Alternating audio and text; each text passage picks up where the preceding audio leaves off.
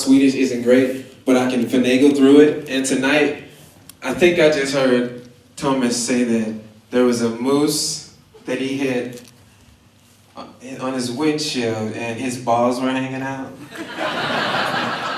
Am I kind of close? Is it? Yeah, that's what I thought I was walking into this Friday night. All right. So what we're about to do is make a quick system change. So you're going to see me do this as when they make the switch. But since I have the mic and a captive audience, I want to share with you the two things that I learned that stood out the very first time I got to Sweden.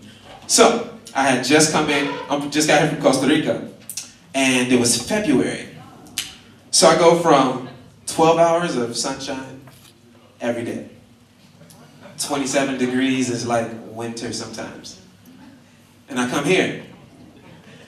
When I got to Germany, as I was transferring, people were looking at me like, where's his jacket? And I thought I had something that would suffice. It was like I was gonna go from the plane to the airport, to the train, to the location. They're like, I'm not gonna be that cold for too long, right? Okay. I had on sandals.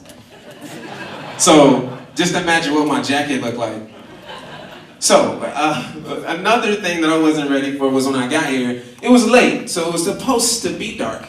Like I was like, okay, you know, 2 o'clock in the morning, it's supposed to be dark. So cruising in, land on the plane, and then I realized, wow, that's a lot of snow out there. And it was okay, but then I realized that the airplane didn't pull into the airport. I had to walk outside through the snow to get where I needed to go. And again, now on the airplane, everybody's looking at me like, who is this guy? Like, I think they thought I was just gonna stay on and fly wherever the plane was gonna go, like I was continuing, and maybe I should have, because not only was there snow outside, I thought, okay, just for consideration, there would be a clear path. You know, like, okay, cool, like, we're at the airport, people shouldn't be falling all over the place. But no, we're in Sweden, so you should have boots with spikes if you're coming in February.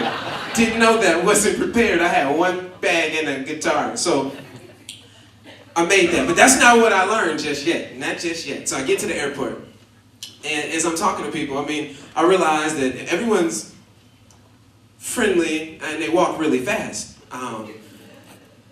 I learned why later is because it's cold. Because in the summertime, you don't walk that fast. In fact, you don't walk. What I realized, I was in Ostermalm, I was walking by this, the music place with the gold thingy, you know the name, right in the center of town on the water, where the steps, they had the steps in the music, oh, forget the name. But let me tell you, you'll know when I say this. So this is my first time in Sweden in the summer. I came back, I went a few places, came back, and there was sun. So I'm walking out, and I get to this one stop, and I'm waiting for the light to change, and I look to my left where these steps are, and I felt like I was in a movie, because there were like 100 people doing this.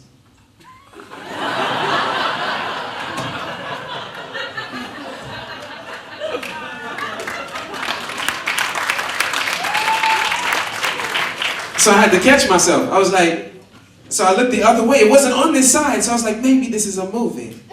Maybe this is like, it's a camera or something that I'm not here for, and I had to get somewhere. So I got on the bus, went somewhere, came back. About 2 hours later, it was still sun. I'm walking to the same place, only I'm heading towards it. And I just had to stop, because I didn't get what I was missing. So what I did was I crossed the street, I went in, got close enough to somebody, and I just bumped into him. And I was like, what are we looking at?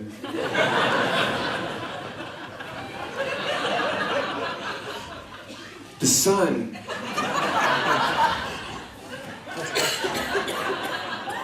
This is real. Can't you feel it?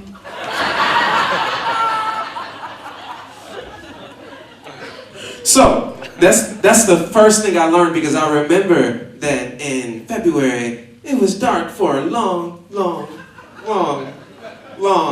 time. Like, okay, so doing what I do, there are many times where you go somewhere and you're in there and you go in and the sun's up and when you go out, you think it'll still be up. Sometimes you call that work or your place of recreation. Here, you start in the morning, it's dark. You know the rest of this story, don't you? So, I understood the appreciation of the sun because I got to experience February coming from Costa Rica. Big transition. Wouldn't do it in that month again. I would plan my trip differently, like it's in the back of my mind. Now, that's the first thing I learned. The second thing I learned is, this is so funny sharing with you all, actually. The second thing I learned is that to finagle my way through conversations in Swedish, to pretend like I really know what the hell is going on, the easiest thing that I can do is listen, nod from time to time, and occasionally throw in, oh. But like I learned there's a different rhythm to saying ah. Like sometimes it's ah. Or you get the ah. When you're like, I realize that you're really not listening. When it's like it's okay. So Swedish, the language is beautiful. It's hard as hell to learn, but it's beautiful, and I love it because it has a rhythm to it. It sounds like you're singing. You sing less up north because they just kind of go. I haven't figured out what it means yet. It doesn't have the aw rhythm to it. It's okay. Next 6 hours, may get another one. It's really quiet up there. Is it because it's colder and you're just not as likely to move or something? Yeah. But aw has helped me go so far. So, we're working through this sound. Are we almost ready for the switch? Again, thank you for being here. I really did enjoy tonight. These two comedians, my first time. And because I am picking up on the Swedish language like a baby. So don't come full on with your articulate multiple ways to speak Swedish to me and be like, Christiano, did you get that? Because you're going to get, I got it. I am Christianocan, and tonight what I have is me and my friends. We have something called Christianocan and Friends, and we do something called a can jam.